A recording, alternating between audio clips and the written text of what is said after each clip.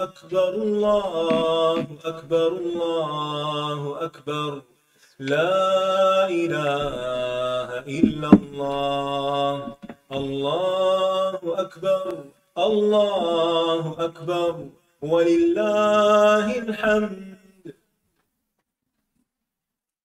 اللهم صل على محمد وعلى آل محمد كما صليت على إبراهيم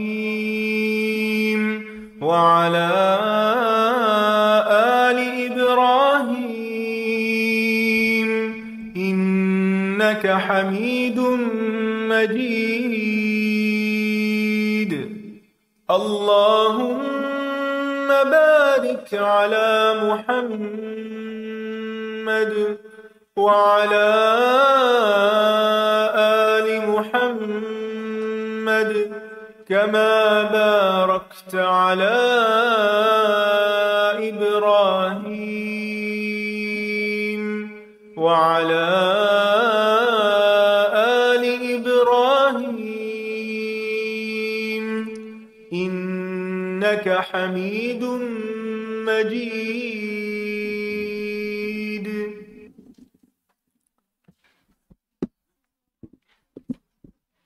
السلام علیکم ورحمۃ اللہ وبرکاتہ. کیا حال ہے سب کا؟ الحمد للہ.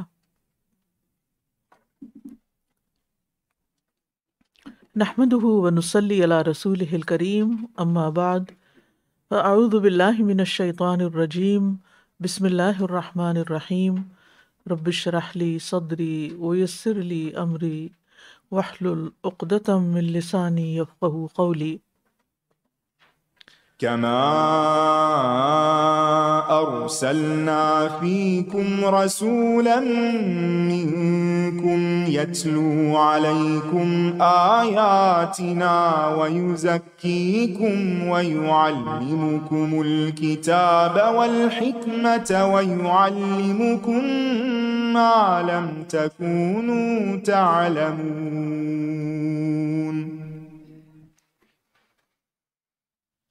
آج ہم کچھ کتب احادیث کی اقسام کے بارے میں پڑھیں گے. ان میں سب سے پہلے تو صحاح آتی ہیں، کتب الصحاح. صحاح صحیح کی جمع ہے.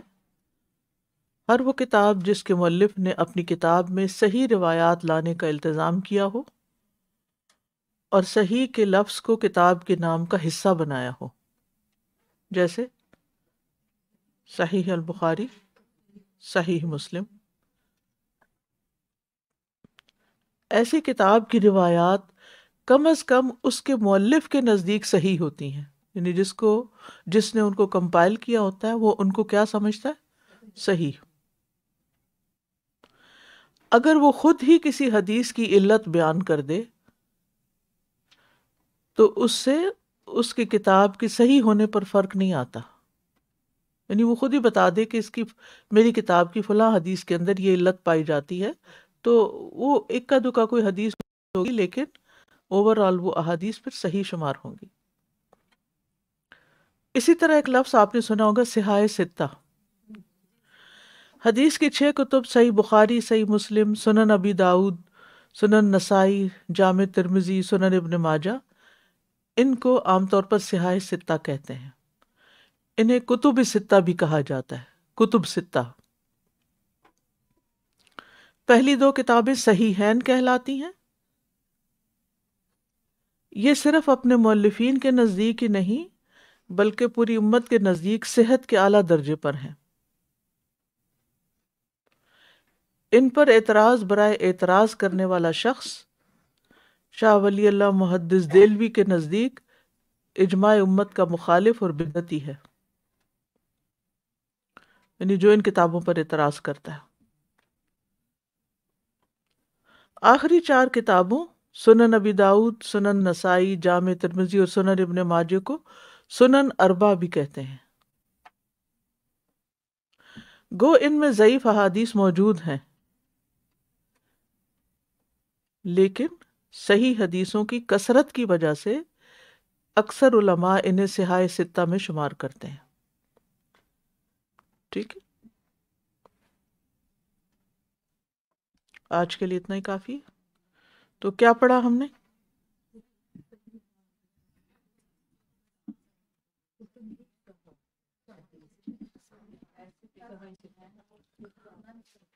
صحاح ستہ، صحیحین، سنن اربع. ٹھیک ہے، اوکے. صحیحین کون کون سی ہیں؟ بخاری اور مسلم. اور باقی 4 کیا کہلاتی ہیں؟ سنن اربع. اور عمومی طور پر ان 6 کتابوں کو کیا کہتے ہیں؟ صحاح ستہ. صحیحین میں تو احادیث صحیح ہیں، لیکن اکا دکا کوئی علت پائی جاتی ہے، لیکن جی ہاں، یہ سنن اربع کے اندر، یعنی ان جو ابو داؤد اور نسائی اور ترمذی وغیرہ میں کچھ احادیث ضعیف بھی ہیں، لیکن زیادہ تر صحیح ہیں، اس لیے ان کو صحاح کا نام دے دیا جاتا ہے.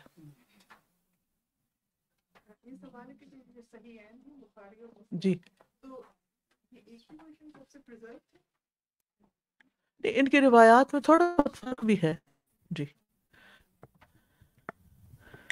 جی جی ہاں جی بالکل. انہوں نے علامہ البانی نے ان کتابوں کی صحیح ابن ماجہ، صحیح ترمذی، صحیح کے نام سے الگ کر دی ہیں اور ضعیف کو الگ کر دیا ہے. جی، نشاندہی ہے بالکل. جی ہاں، بخاری کے بارے میں آتا ہے کہ اصح کتب من بعد کتاب اللہ، اصح کتاب بعد کتاب اللہ، اللہ کی کتاب کے بعد صحیح، سب سے صحیح کتاب جو مسلمانوں کے نزدیک ہے علم دین پر مشتمل، وہ صحیح بخاری ہے. جی، تو آج ہم ریاض الصالحین سے کتاب الاعتکاف پڑھیں گے. باب ہے 232، باب فضل الاعتکافی، اعتکاف کی فضیلت کا بیان. عن ابن عمر رضی اللہ عنہما قال کان رسول اللہ صلی اللہ علیہ وسلم یعتکف العشر الاواخر من رمضان، متفق علیہ. ابن عمر رضی اللہ عنہ بیان فرماتے ہیں کہ رسول اللہ صلی اللہ علیہ وسلم رمضان کے آخری عشرے میں اعتکاف فرمایا کرتے تھے. یعتکف کا کیا مطلب ہے؟ وہ اعتکاف کرتے تھے. العشر الاواخر، آخری عشرہ. ہم آخری عشرہ کہتے ہیں، عرب لوگ العشر الاواخر کہتے ہیں. آپ شاید سنے بھی یہ لفظ نا. اگلی حدیث بھی ہے، وعن عائشہ رضی اللہ عنہا ان النبی صلی اللہ علیہ وسلم کان یعتکف العشر الاواخر من رمضان. سمجھ آ گئی ہے نا خود ہی کہ نہیں آئی ابھی بھی سمجھ؟ حتی توفاہ اللہ تعالی، یہاں تک کہ اللہ نے ان کو فوت کر دیا. ثم اعتکف ازواجہ من بعدہ، متفق علیہ. حضرت عائشہ رضی اللہ عنہا بیان فرماتی ہے کہ نبی صلی اللہ علیہ وسلم رمضان کے آخری عشرے میں اعتکاف فرمایا کرتے تھے، یہاں تک کہ اللہ تعالیٰ نے آپ کو فوت فرما دیا، پھر آپ کے بعد آپ کی بیویوں نے اعتکاف کیا، یعنی یہ سنت جاری رہی. ٹھیک ہے، تو اس سے پتہ چلتا ہے کہ خواتین بھی اعتکاف کر سکتی ہیں. اگلی حدیث ہے، وعن ابی ہریرہ رضی اللہ عنہ قال کان النبی صلی اللہ علیہ وسلم یعتکف فی کل رمضان 10 ایام فلما كان العام الذي قبض فيه اعتكف 20 يوما، رواہ البخاری. ابو ہریرہ رضی اللہ عنہ بیان کرتے ہیں کہ نبی صلی اللہ علیہ وسلم ہر رمضان میں 10 دن اعتکاف فرمایا کرتے تھے، مگر جس سال آپ کا انتقال ہوا آپ نے 20 دن اعتکاف فرمایا. یہ بخاری کی روایت ہے. ٹھیک ہے، اب آپ دیکھیے کہ ساری حدیثوں میں ایک ہی بات آ رہی ہے. وہ کون سی کامن بات ہے جو ان ساری حدیثوں میں ہے؟ آخری عشرے کا اعتکاف. نبی صلی اللہ علیہ وسلم کی سنت کیا ہے؟ آخری عشرے کا اعتکاف، لیکن 20 دن کا بھی آپ نے اعتکاف کیا ہے. یعنی 10 دن تو ٹھیک ہے، لیکن اس سے زیادہ بھی ہو سکتا ہے. اب اعتکاف کا مطلب کیا ہوتا ہے؟ اعتکاف کا لغوی مطلب ہے کسی چیز کے ساتھ پابند ہو جانا، کہیں بند رہنا، جم کے بیٹھنا. اور شرعی اصطلاح میں رب ذوالجلال کی عبادت کے لیے انسان کا اپنے آپ کو کسی مسجد میں پابند کر لینا، یہ اعتکاف کہلاتا ہے. اللہ تعالیٰ کی عبادت کے لیے انسان کا اپنے آپ کو کسی مسجد میں پابند کر لینا، بند کر لینا، اس سے باہر نہ نکلنا. رسول اللہ صلی اللہ علیہ وسلم کے عمل سے اس کا مشروع، مسنون اور مستحب ہونا ثابت ہے کہ یہ ایک اہم عبادت ہے. قرآن مجید میں بھی اعتکاف کا ذکر آتا ہے. کہاں آتا ہے؟ عاکفین، شاباش، ٹھیک ہے. وَعَهِدْنَا إِلَىٰ إِبْرَاهِيمَ وَإِسْمَاعِيلَ أَن طَهِّرَ بَيْتِيَ لِلطَّائِفِينَ وَالْعَاکِفِينَ وَالرُّکَّعِ السُّجُودِ. اور ہم نے ابراہیم اور اسماعیل علیہم السلام کو حکم دیا کہ میرے گھر کو طواف کرنے والوں، اعتکاف کرنے والوں اور رکوع اور سجدہ کرنے والوں کے لیے پاک رکھو. ٹھیک ہے، تو اس سے کیا پتہ چلتا ہے کہ یہ اعتکاف کی سنت کب سے ہے؟ یس، اول سے ہے، بہت پہلے سے ہے. ایک اور آیت میں آتا ہے سورۃ البقرہ ہی میں، وَلَا تُبَاشِرُوهُنَّ وَأَنْتُمْ عَاکِفُونَ فِی الْمَسَاجِدِ. اور جب تک تم مساجد میں اعتکاف کیے ہوئے ہو تو عورتوں سے ملاپ نہ کرو. یعنی حالت اعتکاف میں ہسبینڈ وائف کا ریلیشن شپ منع ہے، اور خاص طور پر مسجد میں، کیونکہ اعتکاف مسجد میں ہوتا ہے. تو ان روایات سے یہ پتہ چلتا ہے کہ مسنون اعتکاف رمضان کے آخری عشرے میں کیا جاتا ہے، ایسا کرنا سنت ہے. ٹھیک ہے، اب آخری عشرے کو خاص کرنے کی کیا وجہ ہے؟ نبی صلی اللہ علیہ وسلم پہلے 10 دنوں میں اعتکاف کرتے تھے، پھر آپ نے درمیانے 10 دن بھی اعتکاف کیا، اور آپ لیلۃ القدر کو تلاش کرتے تھے. پھر آپ سے کہا گیا انہا فی العشر الاواخر، کہ لیلۃ القدر آخری عشرے میں ہے، لہٰذا آپ نے رمضان کے آخری 10 دنوں میں اعتکاف شروع کر دیا. واضح؟ یعنی پہلے آپ پہلے عشرے میں بھی کرتے تھے، دوسرے میں بھی کیا، اور پھر جب یہ پتہ چلا کہ لیلۃ القدر آخری عشرے میں ہے تو پھر آخری عشرے میں اہتمام کیا. ابو سعید خدری رضی اللہ عنہ بیان کرتے ہیں کہ رسول اللہ صلی اللہ علیہ وسلم نے رمضان المبارک کے پہلے عشرے کا اعتکاف کیا، پھر درمیانے عشرے کا ترکی خیمہ میں اعتکاف کیا، جس کے دروازے پر چٹائی لٹکائی ہوئی تھی. یعنی مسجد کے اندر ایک خیمہ لگا کے اس کے اندر، یعنی دروازے کو بھی بند کر کے چٹائی سے اندر بیٹھے ہوئے تھے. ابو سعید رضی اللہ عنہ کہتے ہیں کہ نبی صلی اللہ علیہ وسلم نے اپنے ہاتھ سے وہ چٹائی خیمے کے ایک کنارے کی طرف کر کے اپنا سر نکالا اور لوگوں سے بات کی تو لوگ آپ کے قریب ہو گئے.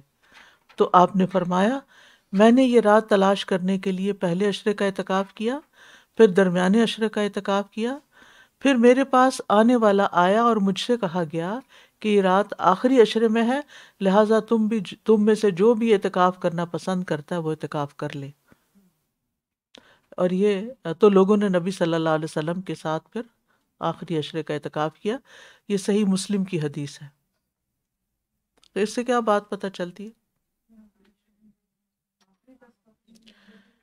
کہ اگرچہ نبی صلی اللہ علیہ وسلم نے پہلے اور دوسرے عشرے کا بھی اعتکاف کیا، لیکن چونکہ لیلۃ القدر آخری عشرے میں ہے تو اس لیے پھر آخری کا اہتمام کیا. اب اعتکاف کرنے کے کچھ آداب ہیں. نمبر 1، جتنا بھی ممکن ہو سکے لوگوں سے الگ ہو کر اللہ سے تعلق پیدا کیا جائے. ٹھیک ہے نا، لوگوں کے بیچ میں مکس اپ ہونا، سوشلائزنگ کرنا، بات چیت کرنا، یہ اعتکاف کی روح کے منافی ہے. اور تنہائی میں بیٹھ کر اللہ تعالیٰ کی اتنی عبادت کی جائے کہ اللہ تعالیٰ سے ایک تعلق پیدا ہو جائے، ایک انس پیدا ہو جائے، اس میں مزہ آنے لگے۔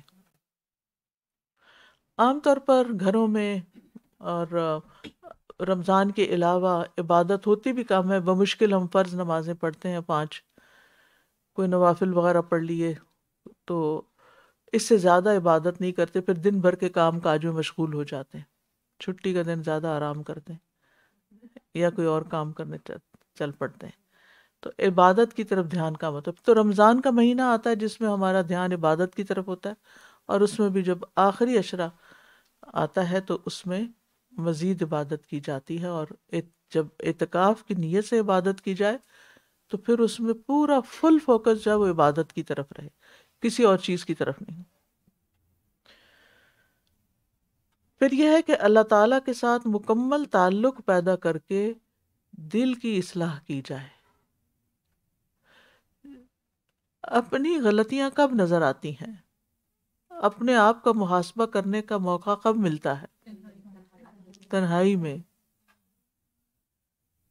جب آپ لوگوں کے بیچ میں ہوتے ہیں، کوئی آپ کی تعریف کر رہا ہوتا ہے، کوئی آپ کسی سے باتیں کرتے ہیں تو آپ خوش رہتے ہیں، یعنی بات چیت کر کے، لوگوں سے میل ملاپ کر کے انجوائے کرتے ہیں، تو اپنی غلطیاں اس وقت کم یاد آتی ہیں، پھر دوسروں کی زیادہ دکھائی دیتی ہیں۔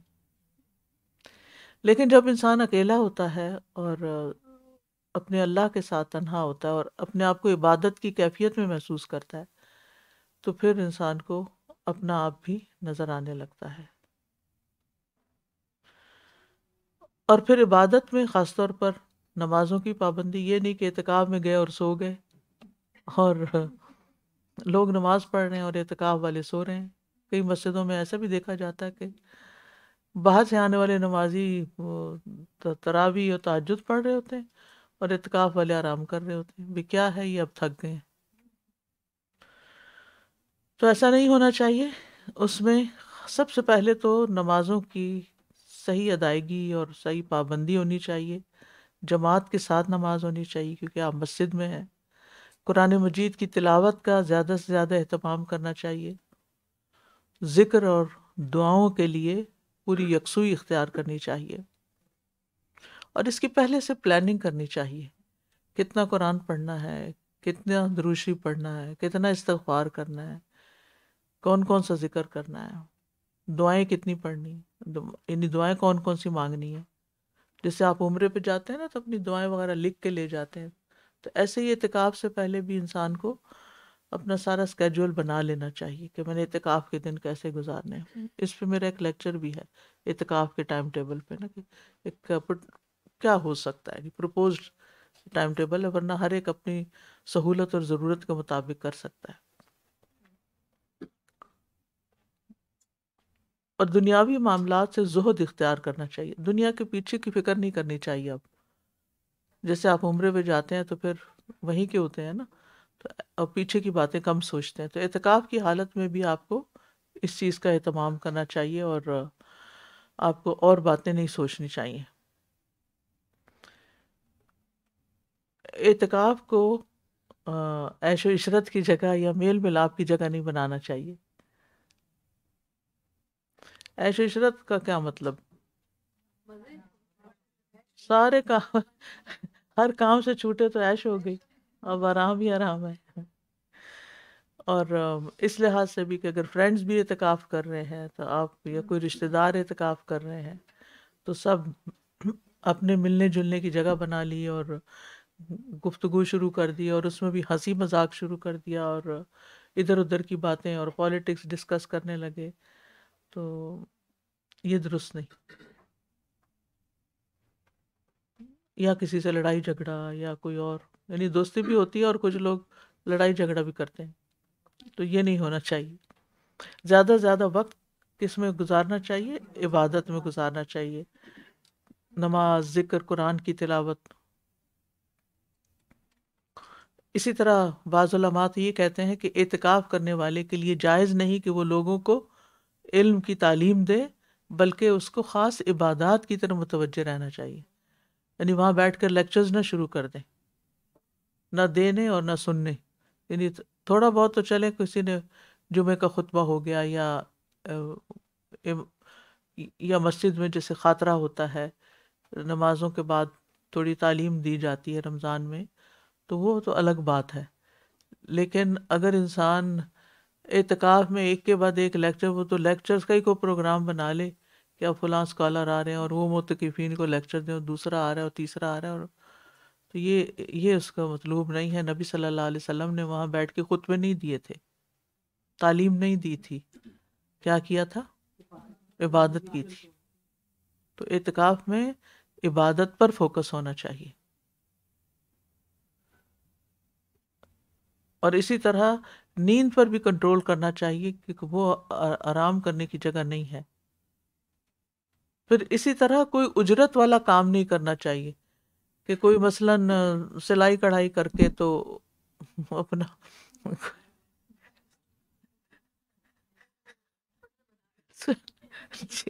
خواتین اپنا سویٹر بنانے بیٹھ جائیں، یا کوئی کڑھائی کرنے بیٹھ جائیں، یا کوئی پینٹنگ کرنے بیٹھ جائیں کہ فارغ وقت ملا ہے، جو چھٹے ہوئے کام ہے وہ پورے کر لوں. تو یہ اعتکاف کا کام، اعتکاف میں یہ نہیں ہونا چاہیے. یعنی دنیاوی کام بھی نہیں ہونے چاہیے اور محنت مزدوری والے کام بھی نہیں ہونے چاہیے.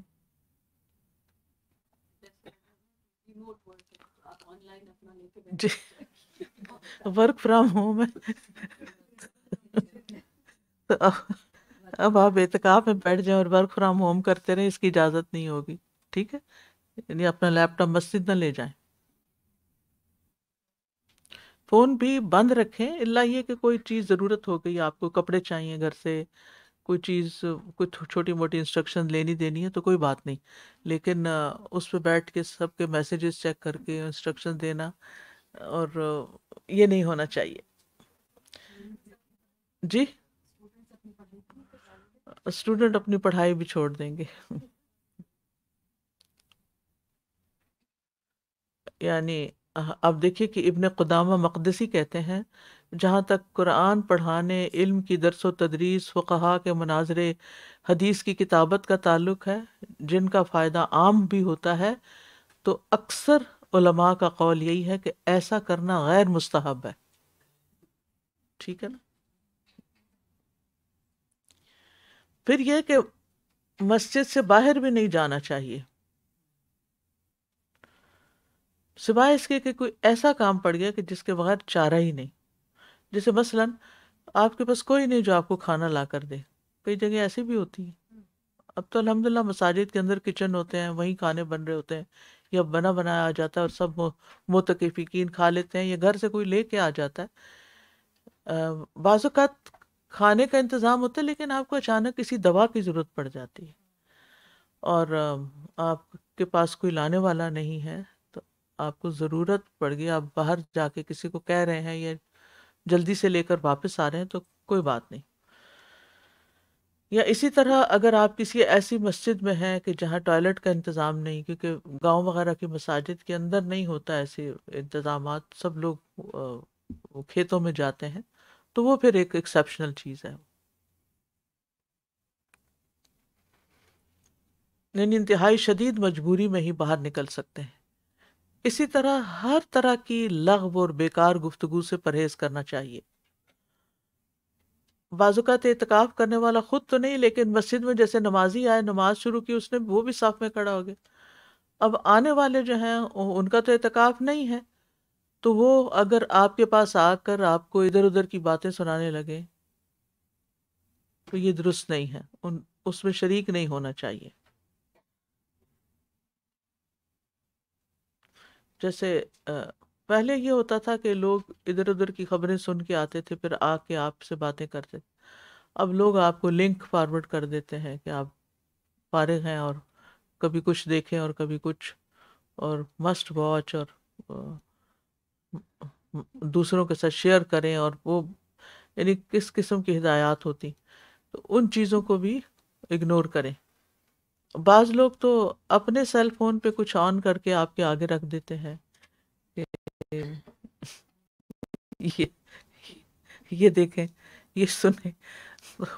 تو صاف کہہ دیں کہ مجھے کوئی دلچسپی نہیں. میں اعتکاف میں ہوں. جیسے وہ روزے دار کا کوئی روزہ خراب کرنے لڑنے کے لیے آئے تو کہے انی صائم، تو اس موقع پہ کہے انی معتکف، میں اعتکاف میں ہوں. اچھا، بعض مساجد میں بچے بھی اعتکاف میں ہوتے ہیں اور وہ مل کے وہ خوب ہنگامہ کرتے ہیں مسجد کے اندر، اور کھیل کود شروع، وہاں ساتھ ٹیبل ٹینس وغیرہ دوسرے ہال میں ہوتے ہیں، وہ کھیلنے چلے جاتے ہیں. پھر آ کے پھر سب کہتے ہیں چلے بچے ہیں اس لیے تو چلے، تھوڑا بہت تو اگنور کیا جا سکتا ہے، لیکن سارا وقت ان کو کھیلنے کے لیے چھوڑ دینا یہ اعتکاف کی روح کے خلاف ہے. پھر وہ بڑے ہو کر بھی اس کا ادب احترام نہیں کریں گے.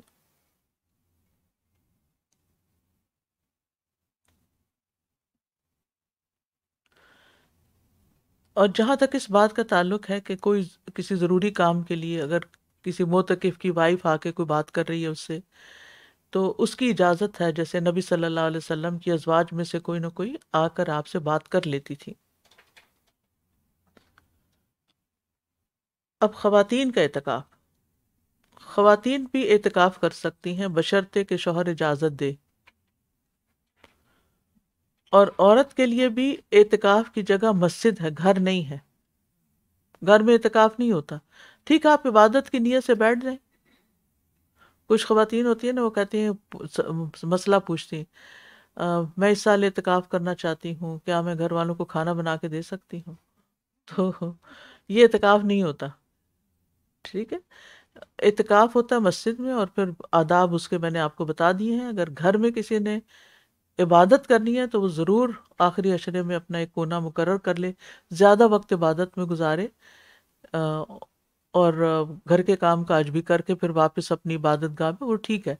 لیکن اعتکاف جو ہے نا، کیونکہ قرآن مجید میں آتا ہے وَأَنْتُمْ عَاكِفُونَ فِي الْمَسَاجِدِ، اور تم اعتکاف کی حالت میں ہو مسجدوں میں، تو اعتکاف کی جگہ ہی مسجد ہے. ٹھیک ہے. اور جس مسجد میں خواتین کے لیے انتظام نہ ہو تو وہاں نہ بیٹھیں، کسی اور جگہ چلی جائیں. پھر اسی طرح کسی ایسی مسجد میں بھی خواتین اعتکاف نہ کریں جہاں پر ان کے لیے کوئی خطرے کی بات ہو، ان کی سیکیورٹی نہ ہو، ان کی حفاظت کا انتظام نہ ہو، کیونکہ یہ ایک نفلی عبادت ہے نا، اور اپنے عزت کا تحفظ جو ہے وہ فرض ہے. اچھا، بعض لوگ یہ کہتے ہیں نا کہ ہر بستی میں سے کسی نہ کسی کو ضرور اعتکاف کرنا چاہیے، تو اس کی کوئی شرعی حیثیت نہیں ہے. کریں تو بہت اچھے. اور یہ ہے کہ جب تک کوئی اپنے اوپر خود لازم نہ کرے تو اعتکاف واجب نہیں ہوتا. آپ اپنی نیت کریں گے اور چلے جائیں گے مسجد، تب آپ پہ اعتکاف لازم ہوگا. اور اگر آپ کسی وجہ سے اعتکاف سے اٹھ آئے ہیں، بعض لوگوں کو کوئی اللہ نہ کرے ہارٹ اٹیک ہو جاتا ہے یا کوئی ہاسپٹل جانا پڑتا ہے، بعض خواتین کو پیریڈ شروع ہو جاتے ہیں، وقت سے پہلے ہی شروع ہو جاتے ہیں، تو ان کا اعتکاف ختم ہو جائے گا، وہ وہاں سے نکل آئیں گے. ٹھیک جی. استاد کوئی کفارہ دینا پڑتا ہے جیسے اگر گئے اور ایسا ہوا ہے کیس کہ جیسے عشاء کے بعد مغرب کے بعد پہنچے، لیکن جو سو رہے تھے وہ بہت زیادہ خراٹا لے رہے تھے، تو جو مسجد میں جو باقی لوگ سو رہے تھے وہ پریشان ہو رہے تھے، اور پھر اس سے ناراض ہو کے اگر کوئی چلا گیا کہ نہیں مجھے بہت زیادہ ٹوک رہے ہیں، مجھے سونے نہیں دے رہے ہیں، مطلب ایک کوئی کیا کیونکہ استاد پتہ نہیں تھا، پہلے ایسا تھا کہ بس بیٹھے ہیں اندر ہیں، ایسا بھی ہوتا تھا کہ 7 دن میں نکلے تو 6 کلو بڑھا کے نکلے، کھائے سوئے، فرض نماز پڑھا اور سوچا کہ بس اعتکاف ہو گیا. لیکن پھر ایسا رہا کہ اگر آ گئے، نیت کیا تھا گئے، لیکن وہاں پہ سچویشنز ایسا ہو گیا تھا کہ نہیں رہے، مرد کے لیے اسپیشلی، تو کوئی کفارہ ہے؟ ایسا کرنا تو نہیں چاہیے، کیونکہ ہر عبادت کے اندر ایک اس کے اپنے ادب آداب ہیں، لیکن کفارہ کیا ہو سکتا ہے ایسی صورت میں، یہ مجھے علم نہیں ہے، دیکھنا پڑے گا. جی جی، آپ فرمائیے. کوئی خاص ایج نہیں ہے بچوں کی، جب وہ عبادت کے لائق ہوں، جیسے 10 سال کم از کم ہو، جیسے 10 سال کے بعد نماز شروع ہوتی 5 وقت، یعنی اتنا تمیز دار بچہ ہو کہ اس کو پتا ہو کہ یہ میں کیا کر رہا ہوں. استاذہ جی بعض دفعہ یہ سوال آتا ہے کہ کچھ لوگ ایسے بیمار ہوتے ہیں کہ وہ روزہ نہیں رکھ سکتے لیکن اعتکاف کر سکتے ہیں، تو کیا وہ مسجد میں اعتکاف کر سکتے ہیں؟ نہیں معلوم، چیک کرنا پڑے گا. جیسے کہ 2 سال پہلے 3 سال پہلے یہیں پہ اتفاق دیکھیں ہوا تھا. ایک منٹ آپ لیجیے. جی 2-3 سال پہلے یہیں پہ میرا خیال اتکاف ہوا تھا اپنی الہدا میں ہی. تو اتفاق ہے کہ اس میں الحمدللہ تھی، تو میں اس میں 2 خواتین کو، کووڈ کا ٹائم تھا، 2 خواتین کو ایسی نزلہ زکام ہو گیا اور وہ تو ان کو نکال دیا، ان کو بھیج دیا گھر. ذرا کووڈ تھا تو جی تو اس لیے ان کو بھیج دیا. ہاں جی تو نہیں یہ ایسی صورت میں جائز ہے. جی ہاں.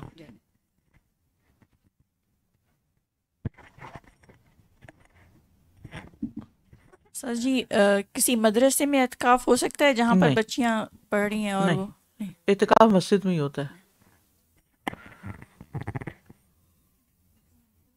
اچھا اسی طرح اعتکاف کی کوئی خاص دعا نہیں ہے، صرف وہ آخری عشرے کی لیلۃ القدر کی دعا ہے.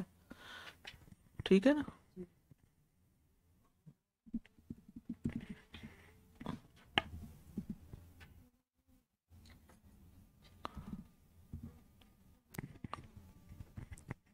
صاحب کوشچن، جیسے کچھ لوگ رمضان کے آخری عشرے میں عمرہ کرنے جاتے ہیں، وہاں جا کے اگر آپ اعتکاف کرنا چاہیں تو پھر کیا کریں؟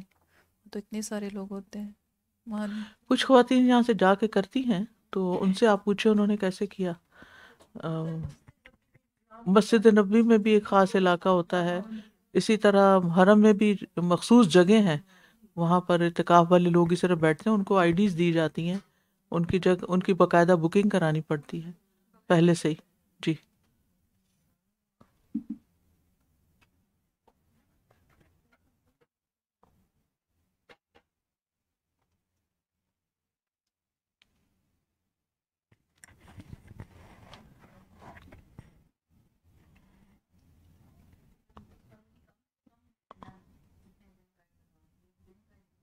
دیکھیں ایک تو مصنون اعتکاف ہے نا 10 دن کا، وہ تو ہے ہی، لیکن اگر کوئی ویسے ایک دن کی نیت کر کے بیٹھ جائے، چند گھنٹوں کی بھی نیت کر کے مسجد میں اعتکاف کی نیت سے آپ بیٹھ سکتے ہیں. میں تلاش کر رہی تھی کہ شاید مجھے یہاں کچھ مل جائے لیکن ملا نہیں. آئی ایم سوری کہ میں آپ کو ابھی بتا سکوں. جی اعتکاف کے کفارے کا ڈھونڈ رہی تھی کہ اگر ٹوٹ جائے تو پھر دوبارہ. کین یو لیو مسجد؟ ایک منٹ میں دیکھتی ہوں. جی چاند دیکھنے، عید کا چاند نظر آ جائے تو پھر.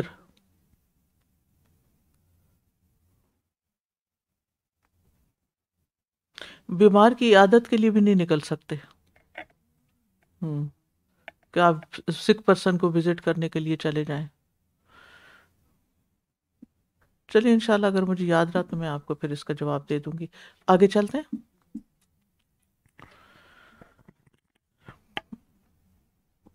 باب کتاب الحج، باب وجوب الحج و فضلہ 233. حج کی فرضیت اور اس کی فضیلت. قال اللہ تعالی وَلِلَّهِ عَلَى النَّاسِ حِجُّ الْبَيْتِ مَنِ اسْتَطَاعَ إِلَيْهِ سَبِيلًا وَمَنْ كَفَرَ فَإِنَّ اللَّهَ غَنِيٌّ عَنِ الْعَالَمِينَ. اور اللہ تعالیٰ نے فرمایا اور اللہ کے لیے لوگوں پر بیت اللہ کا حج کرنا ہے جو اس کے راستے کی طرف طاقت رکھتا ہو، اور جس نے کفر کیا تو یقیناً اللہ تعالیٰ جہان والوں سے بے نیاز ہے. حج کا کیا مطلب ہوتا ہے؟ حج کہتے ہیں اللہ سبحانہ تعالیٰ کی عبادت کے لیے حج کے مناسک ادا کرنے کے لیے مکہ کا ارادہ کرنا. مکہ کا ارادہ کرنا کس کام کے لیے؟ حج کے مناسک ادا کرنے کے لیے. اور حج کے مناسک کیوں ادا کیے جائیں؟ اللہ کی عبادت کے لیے. حج اسلام کے ارکان میں سے ایک رکن ہے، one of the pillars of faith. اور اس کے فرض ہونے کی دلیل قرآن مجید سے ملتی ہے جو اس آیت میں ابھی آپ نے پڑھی، وَلِلَّهِ عَلَى النَّاسِ حِجُّ الْبَيْتِ مَنِ اسْتَطَاعَ إِلَيْهِ سَبِيلًا وَمَنْ كَفَرَ فَإِنَّ اللَّهَ غَنِيٌّ عَنِ الْعَالَمِينَ. یہ آیت ہجرت کے 9ویں سال نازل ہوئی تھی. 9ویں سال کو سیرہ میں کیا کون سا سال کہا جاتا ہے؟ کون سا سال ہوتا ہے؟ عام الوفود. عام الوفود پڑھا ہوا ہے نا، جس سال مدینہ میں بہت سے لوگ مسلمان ہو کر وفدوں کی شکل میں آئے تھے، اور قرآن وہ صورت بھی پھر اتری تھی نا، اذا جاء نصر اللہ والفتح ورأیت الناس يدخلون فی دین اللہ افواجا. تو فوج اسی طرح لوگوں کے گروہ کو کہتے ہیں نا، تو وفد بھی اسی سے ہی ہے. تو وفد کے وفد آتے تھے، آپ کی خدمت میں حاضر ہوتے تھے.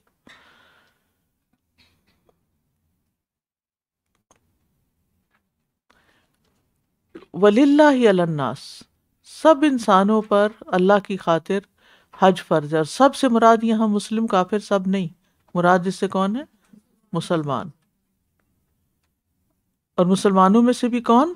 من استطاع الیہ سبیلا، جس کے پاس آنے کی استطاعت ہو.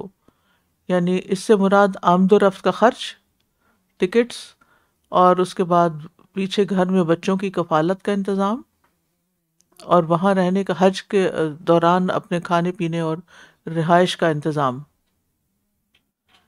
اب اگر کسی کے پاس مال تو ہے لیکن وہ خود مریض ہے، جا نہیں سکتا، پھر کیا کرے؟ حج بدل کرے گا، کروائے گا کسی اور سے.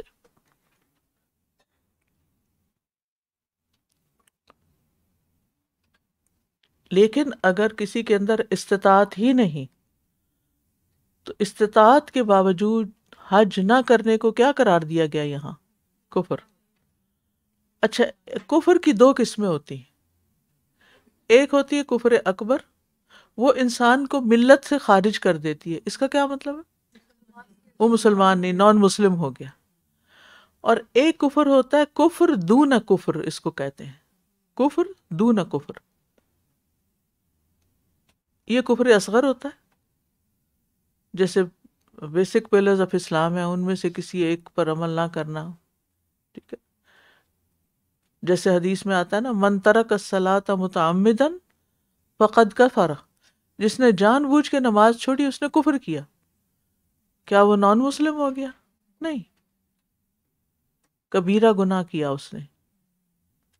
ٹھیک ہے، تو اسی طرح حج بھی جو حج کا انکار کر دے کہ میں نہیں جاتا، مجھے نہیں جانا، یا نہ کرے فرض ہوتے ہوئے، تو پھر وہ کفر کا شکار ہو جاتا ہے. وعن ابن عمر رضی اللہ عنہما ان رسول اللہ صلی اللہ علیہ وسلم قال بنی الاسلام علی خمس شہادت اللہ الہ الا اللہ وان محمد رسول اللہ واقام الصلاۃ وایتاء الزکوٰۃ وحج البیت وصوم رمضان متفق علیہ. ابن عمر رضی اللہ عنہما سے روایت ہے کہ رسول اللہ صلی اللہ علیہ وسلم نے فرمایا، اسلام کی بنیادیں 5 چیزوں پر رکھی گئی ہیں. اس بات کی گواہی دینا کہ اللہ کے سوا کوئی معبود نہیں، اور یہ کہ محمد صلی اللہ علیہ وسلم اللہ کے رسول ہیں، نماز قائم کرنا، زکوٰۃ ادا کرنا، بیت اللہ کا حج کرنا، اور رمضان کے روزے رکھنا. زندگی میں کتنی بار حج کرنا فرض ہے؟ ایک بار. لیکن اگر کوئی نظر مان لے حج کرنے کی تو وہ بھی فرض ہو جائے گا. ٹھیک ہے، اور یہ اللہ تعالیٰ کا بہت بڑا احسان ہے. اور اس میں کیا حکمت ہے؟ نماز تو دن میں 5 دفعہ فرض ہے، روزے سال میں 1 دفعہ، ہر سال فرض، زکوٰۃ سال میں 1 دفعہ، اور حج زندگی میں 1 دفعہ، ہر سال نہیں. اگر ہر سال کہا جاتا تو آپ سوچیں کہ ہمارا کیا حال ہوتا. وعن ابی ہریرہ رضی، نیکسٹ حدیث ہے، وعن ابی ہریرہ رضی اللہ عنہ قال خطبنا رسول اللہ صلی اللہ علیہ وسلم فقال یا ایہا الناس ان اللہ قد فرض علیکم الحج فحجوا. فقال رجل اکل عام یا رسول اللہ فسکت حتی قالها 3. فقال رسول اللہ صلی اللہ علیہ وسلم لو قلت نعم لوجبت ولما استطعتم. ثم قال ذروني ما تركتكم فإنما هلك من كان قبلكم بكثرة سؤالهم واختلافهم على أنبيائهم فإذا أمرتكم بشيء فَأْتُوا مِنْهُ مَا اسْتَطَعْتُمْ وَإِذَا نَهَيْتُكُمْ عَنْ شَيْءٍ فَدَعُوهُ رواہ مسلم۔ ابو ہریرہ رضی اللہ عنہ بیان فرماتے ہیں کہ ہمیں رسول اللہ صلی اللہ علیہ وسلم نے خطبہ دیا، خطبنا، کیا خطبہ دیا؟ یا ایھا الناس، کیا ترجمہ کریں گے؟ اے لوگو، ان اللہ، بے شک اللہ نے، قد فرض علیکم، تم پر، الحج فحجوا، حج کرو۔ فقال رجل اکل عام یا رسول اللہ، ہر سال ہے؟ فسکت حتی قالها ثلاثا، کس نے یہ قول کہا؟ 3 دفعہ، اس آدمی نے، یس۔ فقال رسول اللہ صلی اللہ علیہ وسلم لو قلت، اگر میں نے کہہ دیا ہوتا، نعم، ہاں، لوجبت، ضرور واجب ہو جاتا، ولما استطعت، اور یقیناً تم استطاعت نہ رکھتے۔ اب آپ دیکھیے، جب آپ اکٹھی حدیث پڑھتے ہیں نا تو آپ کہتے ہیں پتہ نہیں کیا چیز ہے، آپ کو سمجھ نہیں آتی۔ حدیث کو سمجھنے یا قرآن مجید کی آیات کو سمجھنے کا طریقہ یہ ہوتا ہے کہ ہر لفظ پہ رک کے اپنے آپ سے پوچھیں اس کا مطلب کیا ہے، اس کا مطلب، اور جو نہ آئے اس کو بس نشان لگا لیں اور اس کو سیکھ لیں۔ تو اس طرح آپ کی ایک اپنی ایبلٹی پیدا ہو جائے گی آپ کے اندر کہ آپ عربک ٹیکسٹ کو دیکھ کے گھبرائیں گے نہیں۔ اور ایک عام انسان کا لیول ہوتا ہے نا، کہ اس کو نہ عربی پڑھنی آتی ہے، نہ قرآن پڑھنا آتا ہے، نہ سمجھنا آتا ہے، لیکن اب آپ کا لیول اس سے ابو ہونا چاہیے، آپ کو علم والے ہونا چاہیے۔ طالب علم ہے نا، تو طالب علم جو ہوتا ہے نا وہ مسلسل گرو کرتا ہے۔ نبی صلی اللہ علیہ وسلم کو اللہ تعالیٰ نے کون سی دعا سکھائی تھی؟ کیا مطلب ہے ربی زدنی علما کا؟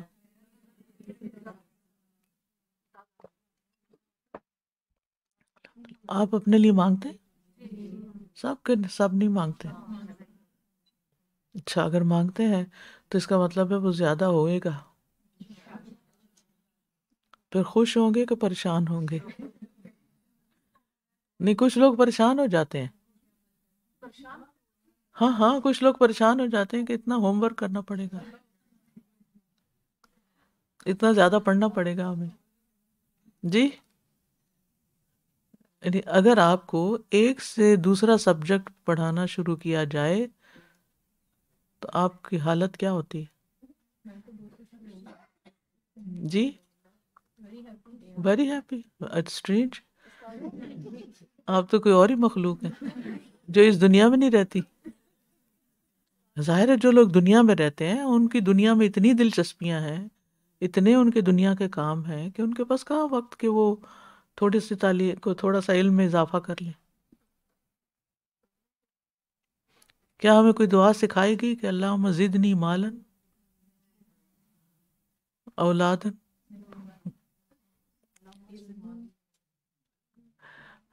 وہ جو حضرت ان کو دعا دی تھی اللہ تعالیٰ، نبی صلی اللہ علیہ وسلم نے حضرت انس کو، کہ ان کی برکت کی دعا کی تھی، ٹھیک ہے، برکت کی دعا تو ٹھیک ہے، اللہم زدنی ایمانا و یقینا و فہما بھی مانگا گیا، ٹھیک ہے، لیکن علم زیادہ، اللہ میرا علم زیادہ کر دے۔ اور اگر آپ کو استاد بھی میسر ہوں اور ماحول بھی میسر ہو، پھر پیچھے رہنے کی کوئی گنجائش بنتی ہے؟ کیا ہم نے اپنی زندگی کا کوئی کانٹریکٹ لکھوایا ہوا ہے کہ ہم نے کوئی 80-90 سال جینا ہے؟ نہیں نا۔ یعنی ہم کب، ہمارے پاس کتنا ٹائم ہے کہ ہم اپنا علم بڑھاتے رہیں گے۔ ابھی تو ہم طالب علم ہیں نا، تو گھر والوں کو بھی پتا ہے، باہر والوں کو پتا ہے کہ وہ پڑھ رہی ہے، وہ کورس کر رہی، تو کچھ رعایت دے دیتے ہیں نا۔ لہٰذا جتنا آپ کر سکتے ہیں اتنا کرتے جائیں۔ جب یہ ختم ہو جائے گا نا ٹائم، تو پھر آپ کہیں کہ چلے میں فلاں سبجیکٹ جا کے ذرا کوئی اور پڑھ لوں، الہدا جاتی ہوں یا کہیں اور جاتی ہوں اور پڑھ لوں، کتنا پاسبل ہوگا؟ مشکل ہو جائے گا نا۔ جی تو آپ دیکھیے کہ جو موقع مل رہا ہے نا اس وقت آپ کو، تو اس سے فائدہ اٹھا لیں، اسے گھبرایا نہ کریں. اور ہوم ورک سے تو بالکل نہیں گھبرایا کریں کہ یہ ایک بہانہ ہے یہاں سے نکلنے کے بعد بھی کچھ کام کرنے کی عادت ڈالنے کا.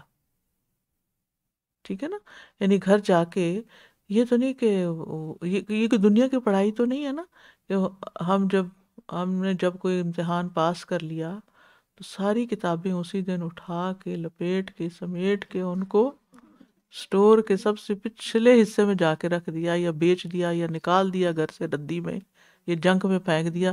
مجھے ڈگری مل گیا، مجھے ان کی کوئی ضرورت نہیں رہی. ان میں سے کون سی کتاب ایسے کرنے والی؟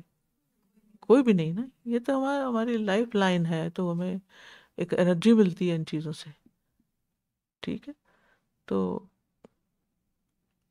اب میں نے آپ کو ویکنڈ پہ 5 حدیثیں پڑھنے کے لیے دی ہوئی، تو وہ کوئی گھبرانے کی ضرورت ہے اس میں؟ کوئی بہت کتنے منٹ لگ جاتے ہیں آپ کے. چلے اگر آپ ان کی آڈیو بھی سن لیں تو آدھا گھنٹہ. تو کیا پورے ویکنڈ میں جو آپ کا فرائیڈے سیٹرڈے سنڈے اور منڈے 4 دن کا ہوتا ہے، اس میں آدھا گھنٹہ نکالنا مشکل ہے. چلے کوئی ٹیسٹ ہو گیا تو آدھا گھنٹہ 2 اس کے لیے پڑھنے کے ہو گئے. اس لیے ہم اپنے ذہن کو جس چیز کے لیے بھی تیار کرتے ہیں نا کہ یہ کرنا ہے ہم نے، اللہ تعالیٰ توفیق بھی دیتا ہے. اللہ تعالیٰ اپنی کیپیسٹی بلڈ کریں، نہ کہ ریزسٹ کریں کہ نہیں یہ ابھی نہیں کرنا، وہ ابھی نہیں کرنا، یہ نہیں کرنا. بوجھ نہ سمجھیں، اس علم کو انجوائے کریں.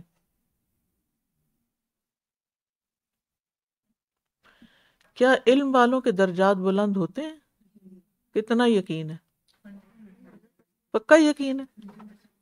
والذین اوتوا العلم درجات، قرآن کی آیت ہے، قرآن سچی کتاب ہے. تو یہ درجوں کی بلندی صرف دنیا میں ہی چاہیے یا آخرت کے لیے بھی کوئی درجوں کی بلندی چاہیے؟ چاہیے نا. تو پھر اگر آخرت کے لیے چاہیے تو پھر علم کے لیے محنت کرنے میں تو کوئی ہمیں آر ہی نہیں ہونی چاہیے، کوئی مشکل ہی نہیں ہونی چاہیے، بلکہ غنیمت سمجھنا چاہیے، شکر ادا کرنا چاہیے کہ جس رب نے اس سفر کی توفیق دے رکھی ہے. کتنے ہی ایسے لوگ ہوں گے جو تڑپتے ہوں گے لیکن نہیں پہنچ سکتے، نہیں کر سکتے. اللہ نے چنا ہے آپ کو، تو اس لیے گھبرایا نہ کریں. اپنا ٹائم مینیج کرنا سیکھیں. ٹائم مینجمنٹ آنی چاہیے آپ کو کہ کس کام کے لیے کہاں وقت نکالنا ہے. جس چیز کا شوق ہوتا ہے نا تو اس کے لیے ہم کیا کرتے ہیں. اب امیجن کریں نا کہ آپ کو موبائل پہ کچھ دیکھنے کا شوق ہے. اچھا آپ کا دھیان ادھر ہی لگا رہتا ہے نا کہ میں نے یہ دیکھنا ہے یا پڑھنا ہے یا سننا ہے یا جو بھی کرنا ہے.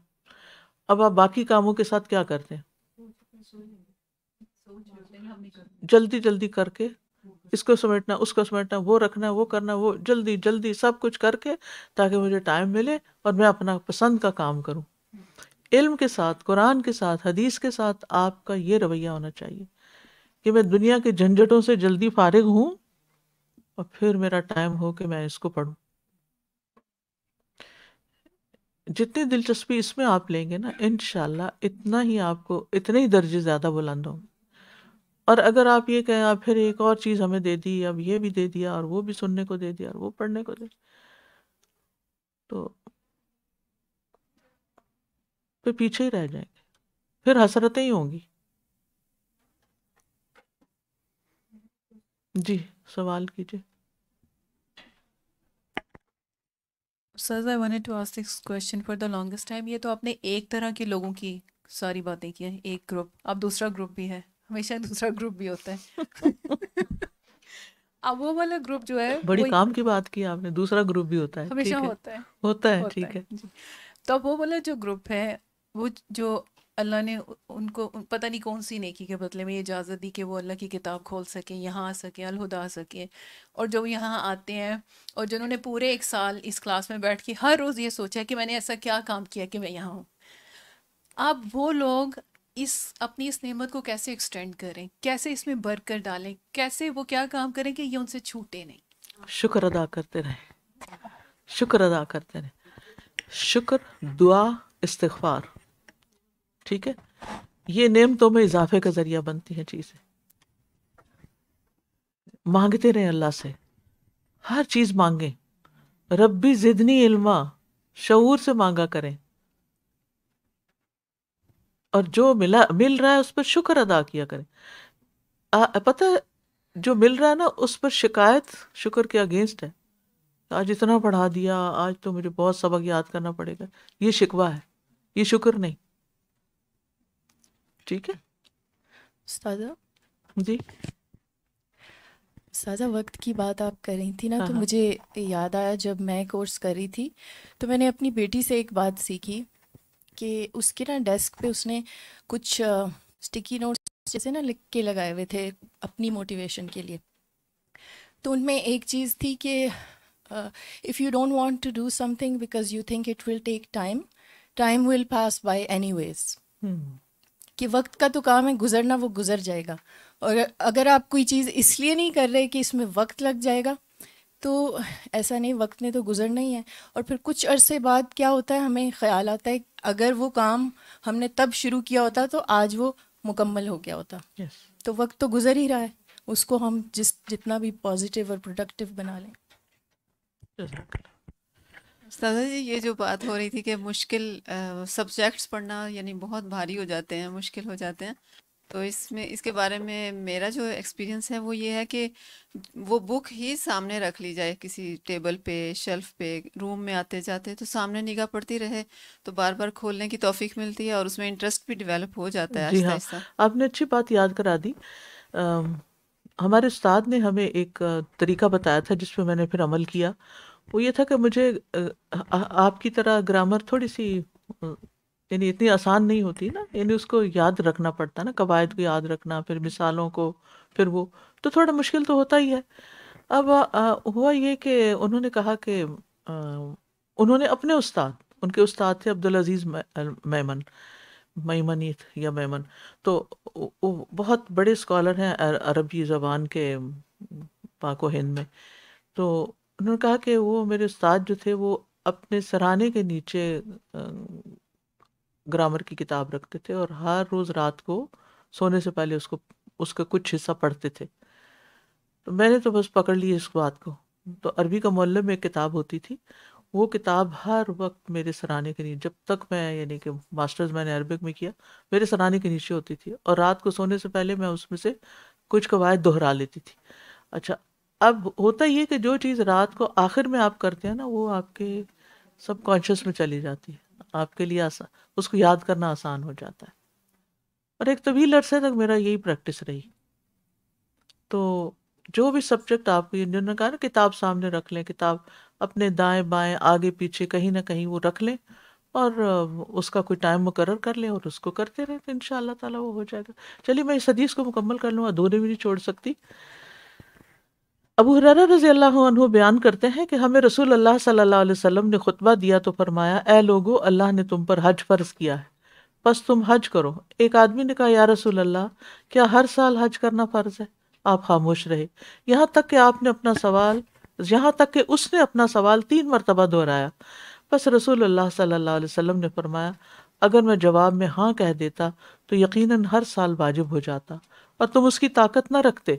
پھر آپ نے فرمایا، تم مجھے چھوڑ دو جب تک میں تمہیں تمہارے حال پر چھوڑے رکھوں، اس لیے کہ تم سے پہلے لوگ اپنے کثرت سوال اور انبیاء سے اختلاف کرنے کی وجہ سے ہی ہلاک ہوئے. بس میں جب تمہیں کسی بات کا حکم دوں تو اسے اپنی طاقت کے مطابق بجا لاؤ، اور جب تمہیں کسی چیز سے روک دوں تو اسے چھوڑ دو. ضرورنی ما ترکتکم، یعنی جن چیزوں کے بارے میں وضاحت نہ کروں تو پوچھا نہ کرو. یعنی جن چیزوں کے بارے میں یعنی آپ خاموش رہیں تو پھر اس وقت سوال نہ کریں، کیونکہ حدیث میں آتا ہے کہ یعنی سب سے بڑا جرم کرنے والا وہ ہے جس نے کسی حلال چیز کے بارے میں ایسا سوال کیا کہ اس کی پوچھنے کی وجہ سے وہ حرام ہو گئی. ٹھیک ہے. اب نبی صلی اللہ علیہ وسلم کی وفات کے بعد علماء سے مسائل دریافت کرنے میں کوئی حرج نہیں ہے، کیونکہ شریعت تو مکمل ہو گئی ہے، اس میں کچھ اضافہ نہیں ہوگا، تبدیلی نہیں ہوگی۔ بنی اسرائیل کیوں ہلاک ہوئے تھے؟ بہت زیادہ سوال جواب کرنے کی وجہ سے۔ فَإِنَّمَا هَلَكَ مَنْ كَانَ قَبْلَكُمْ بِكَثْرَةِ سُؤَالِهِمْ وَاخْتِلَافِهِمْ عَلَىٰ أَنْبِيَائِهِمْ، یعنی وہ مسئلے پوچھتے رہے پھر ہلاک ہو گئے اور اپنے انبیاء سے اختلاف کیا۔ تو آپ دیکھیے کہ انبیاء کی اطاعت لازم ہوتی ہے نا، اور ان سے اختلاف کا مطلب یہ ہے کہ ہم دین پر عمل نہیں کرنا چاہتے۔ اب موسیٰ علیہ السلام کو جب اللہ نے حکم دیا کہ ان سے گائے ذبح کرنے کا کہیں تو انہوں نے کیا کیا؟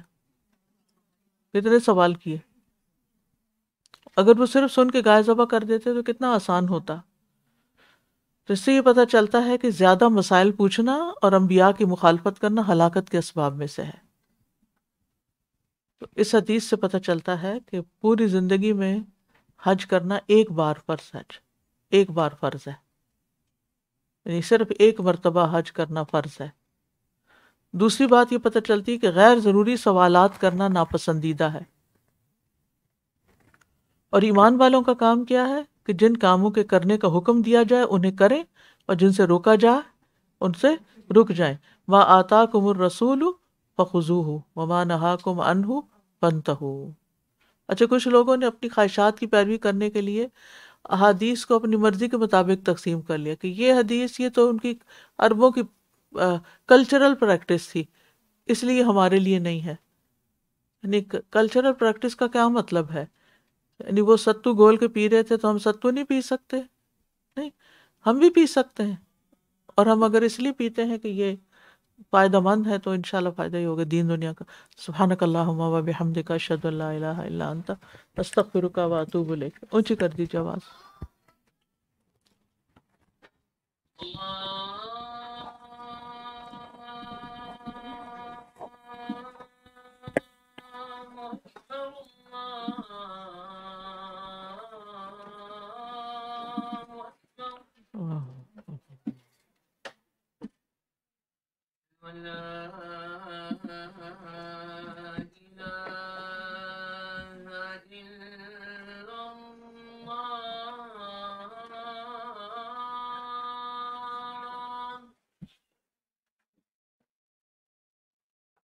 أشهد أن لا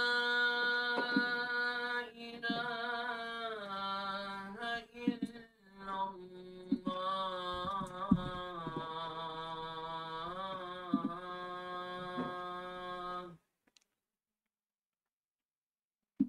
أشهد أن محمدا رسول الله،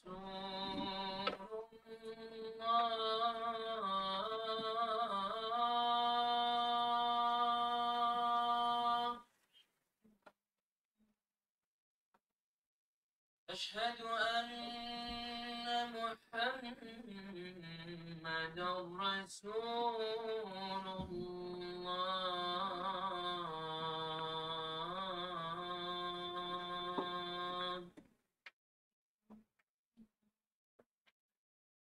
حي على الصلاة،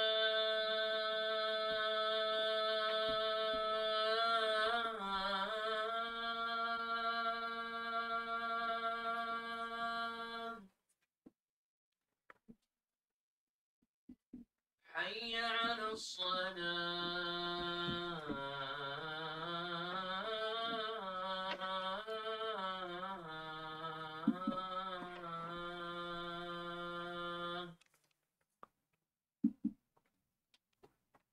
حي على الفلاح،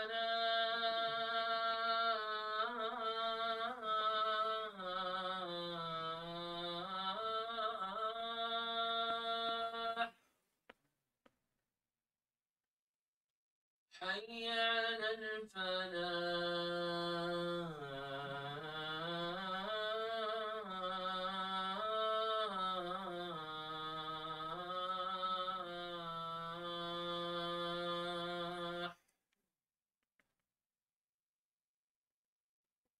الله أكبر، الله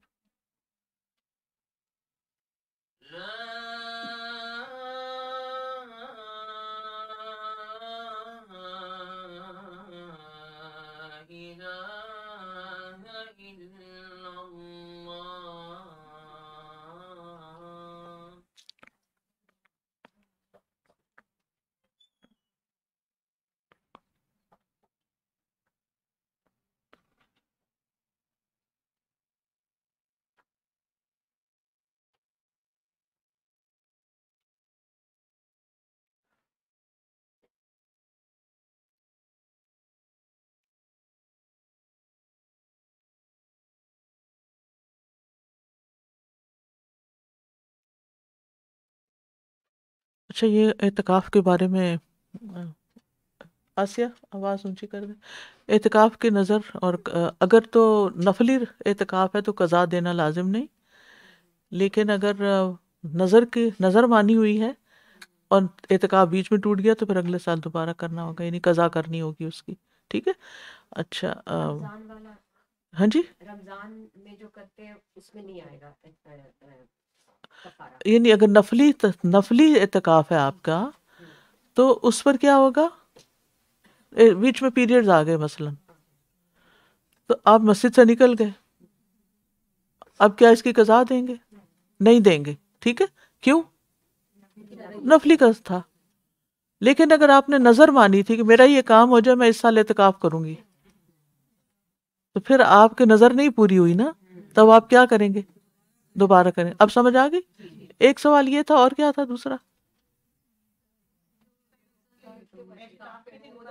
جی، اعتکاف کے لیے روزہ شرط ہے. ٹھیک ہے. ہاں، اب دونوں ہو گئی. یہ مجھے کسی نے لنک بھیج دیے ہیں تو جزاکم اللہ خیر. اوکے، السلام علیکم ورحمۃ اللہ وبرکاتہ. قل إن كنتم تحبون الله فاتبعوني يحببكم الله ويغفر لكم ذنوبكم والله غفور رحيم.